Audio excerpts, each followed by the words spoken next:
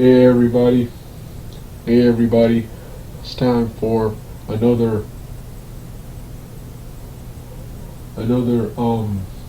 pro wrestling series review. This is my WCW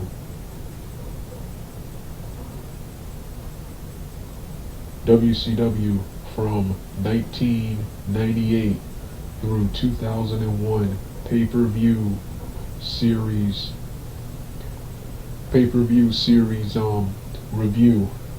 This is a remade version. There was one from earlier this year of a incomplete WCW Bash at the Beach 2000 review. The reason I decided to do this because at the time when I did the first one, I couldn't find all of the WCW 2000 pay-per-views because the website I went to watch them on, all of the pay-per-views were removed. Then I managed to find a new website that has a lot of classic uploaded pay-per-views from various companies like WCW, ECW, and Classic Impact Wrestling. So I decided to retitle. I'll finish that other Bash at the Beach one, but this is the brand new intro to the brand new series I'm going to be doing. I'm going to be doing webcam and narration picture versions. So yeah, both the links to the previous and past versions will be in the description box below.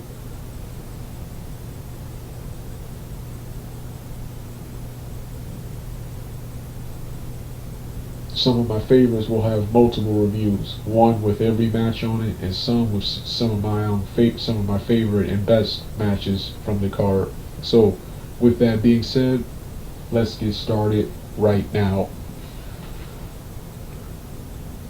Let's go back in time to when wrestling was great.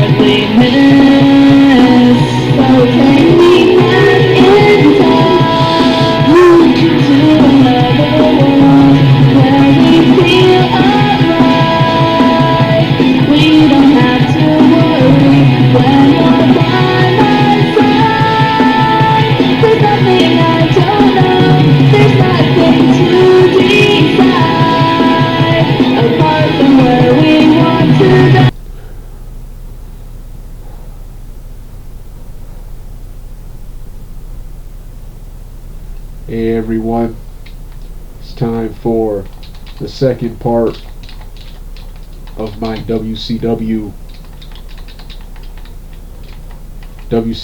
and it's time for the second part of my fourth and final part of my WCW in 2000 and 2001 review series. And just like late 2000, this portion right here, in my opinion, was the best of the WCW series. It all started here at the Sin 2001 pay-per-view. This was the quote-unquote this was the beginning of the big Magnificent Seven stable and storyline, which would dominate the remainder of WCW's existence. The Magnificent Four consisting of top heel and champion Scott Steiner, his brother Rick Steiner, Buff Bagwell, Lex Luger, Jeff Jarrett, the late Road Warrior Animal, and of course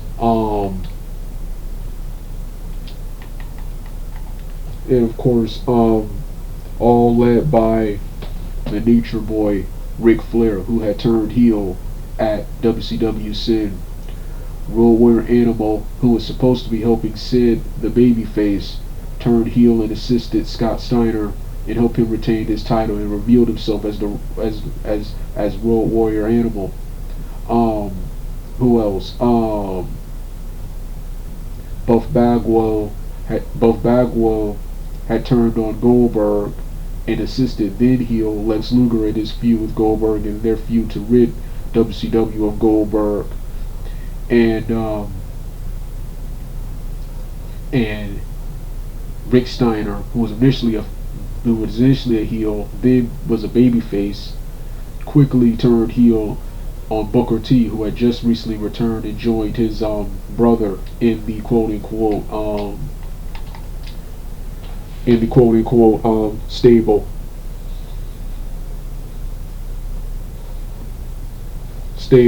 and Ric Flair, who was initially a face, helped assemble everyone by assisting Jarrett and Steiner in the main event of WCW Sin. Now, I've always liked this stable, even as a kid. I like and appreciate this stable and storyline even more because now I understand what's going on. When you look at it, even though the Magnificent Seven were heels, when you look at the storyline and what they were trying to do, they were sort of baby faces. They were trying to turn WCW back into the credible wrestling product it once was. You can slowly see that a lot of the Russo's Crash T elements were sort of being removed, and wrestlers like Kevin Nash, Scott Hall, and Goldberg, who ushered in a new era of WCW, these guys were slowly removed, and it was now all young guys and the workhouses, the veterans, the workhouses of WCW. No more outsiders, invaders, and no more wrestlers from other companies and old guys who refuse to give up their spots. So yeah, and this, along with the Natural Born Thriller storyline, which dominated late 2000. This, in my opinion, is some of WCW's best. That's why I decided to start with this year, 2001, because I consider this period to be underrated. It's mostly hated because of what all those terrible things WCW did in '99. But I thought 2000 and 2001 was better. And during this period, they were under John Laurinitis. WCW was becoming much better. It was becoming a much better product. But WWE was just so much. WWE was just so much better. Not in my opinion, but in terms of ratings and everything, was just so much of a better show. It was unmissable for people that they weren't really watching this right here. And then, if only TBS and TNT, which I don't even watch these channels anymore because of this, because of this right here. Only they would have patience. Everything would have gotten much better. But WCW had lost way too much money, and they pulled the plug. Jamie Kaner, whatever his name is, he pulled the plug on the he quote unquote pulled the plug on the product.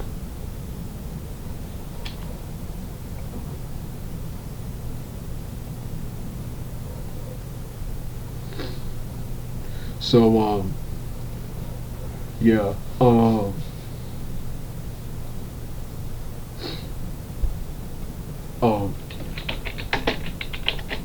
so the first pay-per-view was quote unquote WCW Sin. WCW Sin, and this right here was an awesome pay-per-view. This was right here was an awesome pay-per-view to start WCW 2001. So while I hate that this was closer to the end of WCW, at least they went out with a quote unquote bang. And this pay-per-view right here was a bang from beginning to end. An awesome card. You started off with a cruiserweight title match between Chavo Guerrero Jr. defeating Shane Helms. Shane Helms has split from 3 count in late 2000 and was now had a new cool gimmick, which to this day I think this is one of his best gimmicks, the Sugar Shane Helms gimmick, based on boxer Sugar Shane Mosley. Reno, the storyline brother of Big Vito, defeated Big Vito in a pretty good mid-card big man match right here. Underrated too. Love Reno and love Big Vito during this period, man.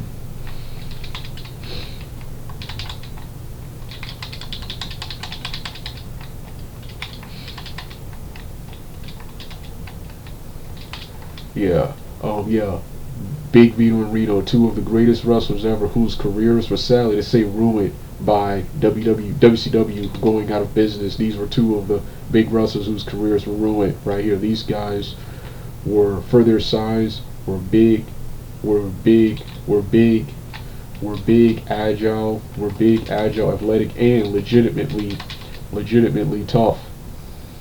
Next, the Young Dragons, Kaz Hayashi, Yun and Game with Let Me Out, defeated Evan Courageous and Jimmy Knoble. I always enjoyed the Young Dragons and three count matches with other teams like the Filthy Animals and even big teams like Big Vito and Johnny the Bull involved. This was WCW's superior version of WWE's iconic TLC, Edge and Christian, Hardy and Dudley Boys series. But these guys, in my opinion, were better. They were more talented than all those wrestlers combined. But those other ones I just mentioned were bigger stars.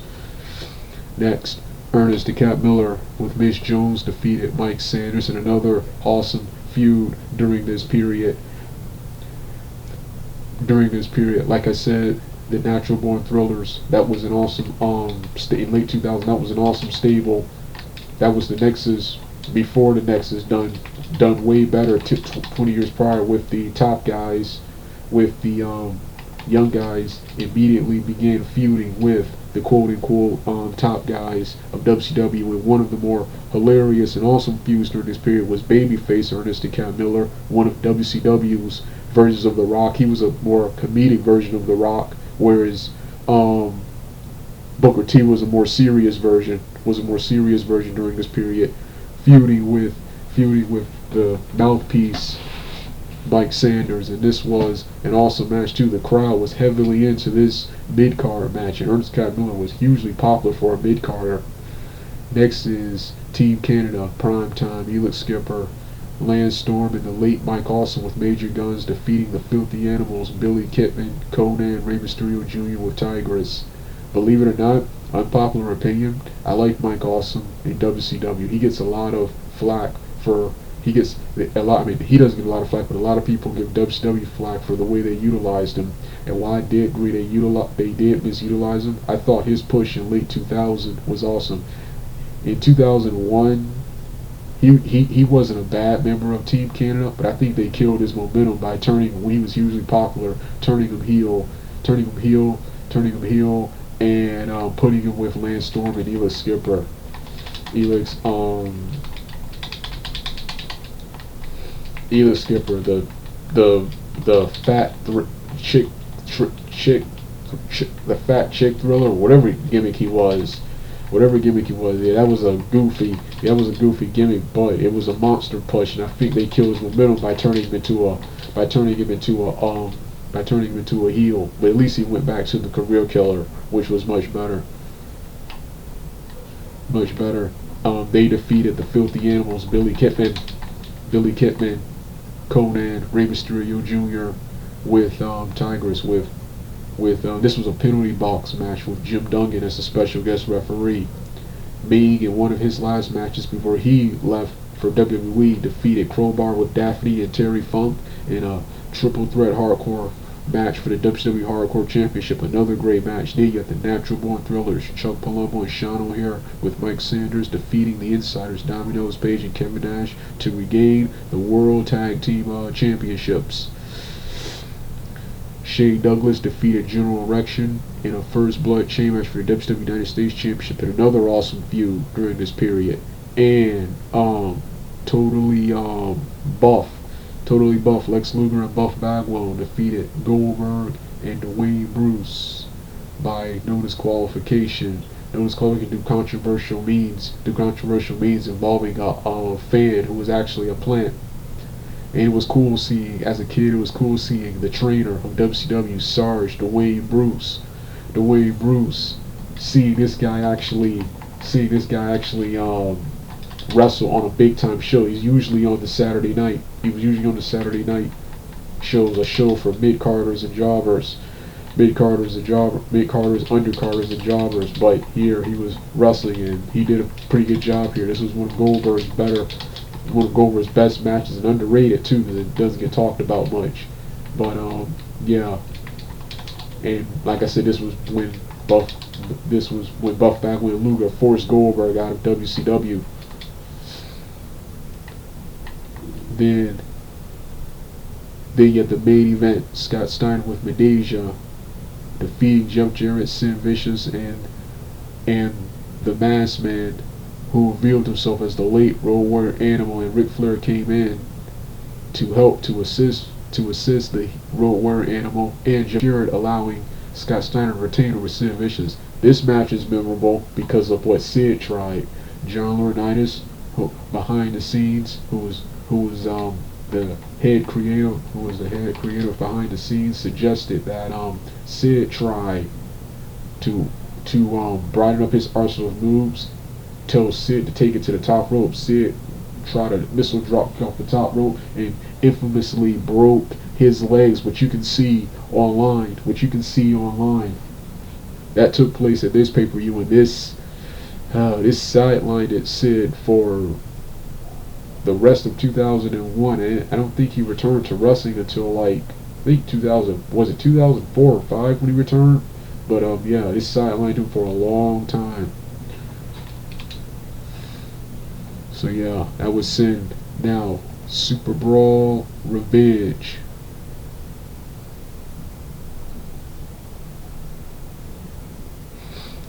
Super Brawl Revenge. This was another great pay-per-view. Not as good as Sin, and in my opinion, not as good as the next one, Greed, but a great pay-per-view. The biggest problem I have with this pay-per-view is the main event: Scott Steiner with Medeja and Flair taking on Kevin Nash in a 2 out of 3 falls. Loser leaves WCW. Believe it or not, great match. Only problem I have, Kevin Nash was in this match. Even as a kid, this is one of the many times I cheered for Nash. Like I said, just like in late 2000. I love how in late 2000, 2001, how they built up Steiner. Steiner was an awesome heel. I got behind everyone who faced Steiner, even mid-carders and jobbers like Vito. It was waiting for anyone to beat up Scott Steiner after everything he did to the WCW legends like Sting, Goldberg, and my boy Booker T, the worst one. But I gave Kevin Nash no chance, even though I wanted him to beat Steiner. And now several years later, it was Kevin Nash once again politicking his way into another world title match he probably had no business being in. He probably had no business being in. Anyway, but you had a phenomenal undercard too. You had Shane Helms defeating Evan Courageous, Kaz Hayashi, Jamie Noble, Shannon Moore, Yun Yang, Jimmy Yang in a six persons elimination match. Then you had Hugh Morris defeating the Wall. Yeah, the Wall. Yeah, Chavo was the first to leave. Misfits in action, and later Hugh Morris discharged Lash LaRue, and to permanently end the Misfits in action, the Wall, Sergeant AWOL, turned on Hugh Morris and went back to his old former gimmick of the Wall. That was another thing I liked about WCW during this period. It was starting to look like the summer of WCW 99, which was WCW's best period in the week 99, the summer to fall of late 99. That was June through October. In October, October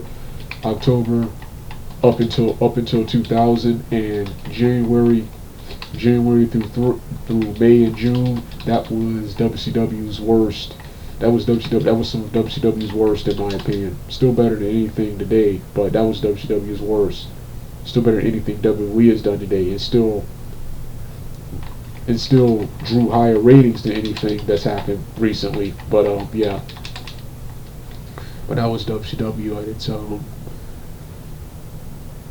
worst. Then you had Chavo Guerrero defeating Rey Mysterio Jr. in an awesome match. You always pretty much got a good match when these two got in the ring for the Cruiserweight Championship.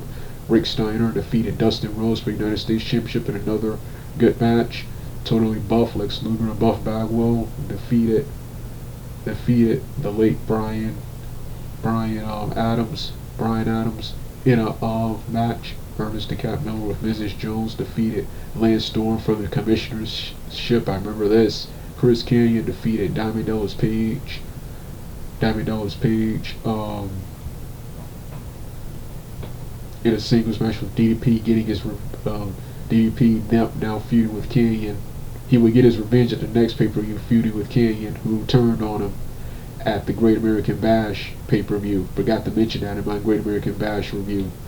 Diamond Dallas Page then back-to-back defeated Jeff Jarrett. These two also had awesome matches and feuds here and later in Impact Wrestling. And in the main event, Scott Steiner with Madeja and Flair defeated Kevin Nash in a 2 out of 3 falls match in a loser leaves WCW match. One of the many times I cheered for Kevin Nash and was mad that he lost, but I kind of expected it, so I wasn't as mad as I was with the other guys, because I gave Kevin Nash no chance and never bought Kevin Nash as being as tough as the companies made him out to be, even real or kayfabe. Yeah, so that's yeah. Now for the final one, WCW Greed, and this was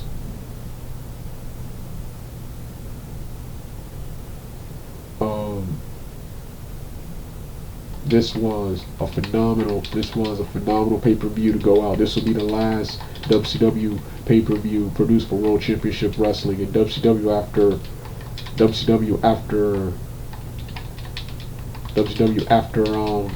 after the Nitro following this pay-per-view, WCW would quote unquote close its door, quote unquote. Actually, after the Nitro and Thunder, actually 1 week after this pay-per-view, WCW would close its doors. So, but this was an awesome pay-per-view to go out. It started off with Jason Jett, who I'm friends with on Facebook, defeating Kwee-Wee in an awesome opener. Elix Skipper and Romeo defeated the Filthy Animals and Billy Kim and Rey Mysterio for the inaugural Cruiserweight Tag Team Championships. Shawn Stasiak with Stacy Keibler defeating the late Bam Bam Bigelow in another good underrated feud during this period. Team Canada Lance Storm and Mike Awesome defeating Hugh Morris and Conan. Tag team match. Shane Helms defeating Chavo Guerrero Jr. for the Cruiserweight Championship in another awesome match and underrated feud during this period. The Natural Born Thrillers Chuck Palumbo and Sean O'Hare defeating Totally Buff Bagwell and Lex Luger in a squash match. Which was shocked, which is disappointing, but I admire Buff Bagwell and Luger for putting over these guys several years later. 7. Sucks nothing really came of it. 7. Ernest the Cat Miller with Miss Jones defeated the late Kane in another good match. Booker T defeated Rick Steiner to win the United States title. Another thing I loved as a kid. Booker T was coming back around this time. The only thing I hate is this is when he came back with that terrible dreads hairstyle, which was cool at first, but then when he got to WWE, he still has that hairstyle several years later at 56 years old. Still has that hairstyle. But yeah.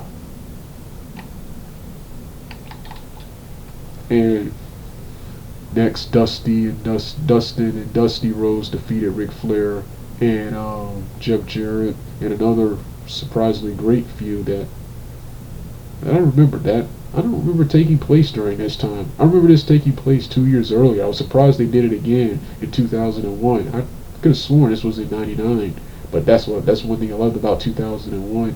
It looked like the summer of '99, WCW summer of '99, that was the best period of WCW during '99. The main event, Scott Steiner with Medeja defeating Diamond Dallas Page by technical submission, much to my anger and dismay as a kid. Was really behind DDP. Now, unlike Kevin Nash, DDP would get it done. He would have thrown Scott Steiner. But Scott Steiner beat him. By making him pass out. To the Steiner recliner. Steiner recliner. But Booker T would then defeat him to take the title with him, the WWE on the final Nitro. And it sucks that WCW, which was, like I said, getting much better around this period. It sucks.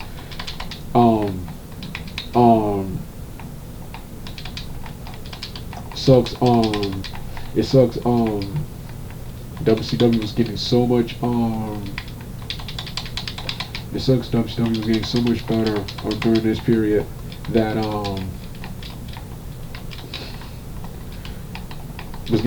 and right when they were getting better, Jamie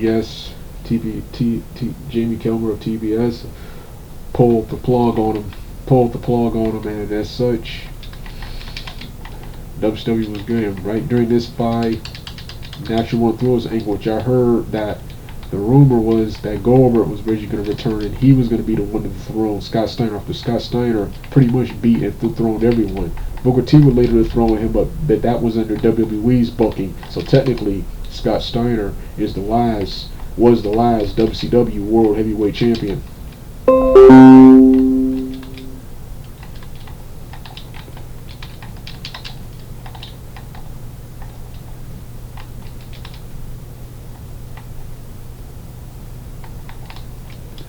So yeah, that was WCW 2001. Since WCW closed, other companies like since WCW and ECW closed, other companies like World Wrestling All-Stars, Major League Wrestling came and failed. Major League Wrestling would return in 2017. World Wrestling All-Stars, which in my opinion was the best of the new WCWs, would close its doors in 2003. Impact Wrestling would be the next to try it, and they're still going strong. Today. Ring of Honor would come up and would last several years before finally closing its doors, even though they plan to open back up April of next year.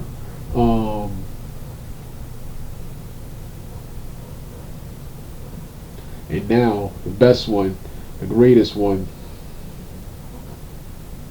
all of New Japan, which already existed around this time, but will become even better and adopt a product similar to WCW. WCW will become bigger. Then All Elite Wrestling will show up and become even bigger. So, in All Elite Wrestling is pretty much WCW from '96 through 2001, in the early '90s, reincarnated with a brand new roster and some old familiar faces who are still involved somewhere with the wrestling business.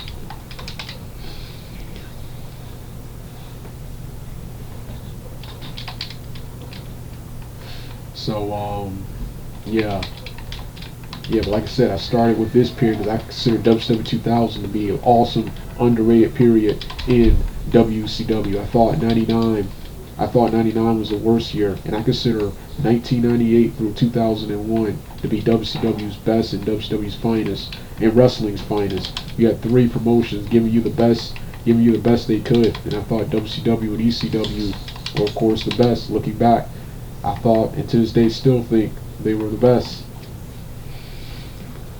So yeah, this was my review of this was the final part of my review of WCW in 2000-2001. You don't want to hear the rest of the music? Turn the video off right now.